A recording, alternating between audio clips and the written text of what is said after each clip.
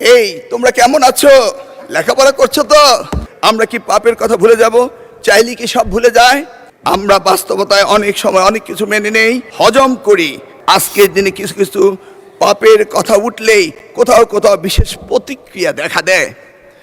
আমরা দেখেছি কারো কারো শরীরে জ্বালা ধরে, কিন্তু কেউ কেউ শুনতে না চাইলো।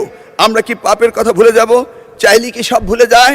মিস্টার স্পিকার, আমরা সবাই জানি কিছু পাপ আছে যার কোনো ক্ষমা হয় না, যদিও না ক্ষতিগ্রস্তরা সেই ক্ষমা না করে দেন যেটা আমাদের পবিত্র কোরআন শরীফে রয়েছে।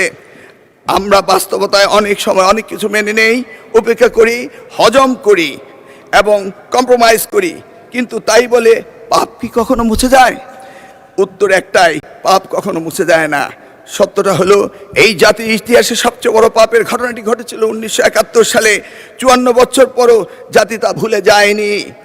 তার প্রমাণ 2026 সালের 12ই ফেব্রুয়ারি আজকের এই মহান সংসদে আমরা এসেছি।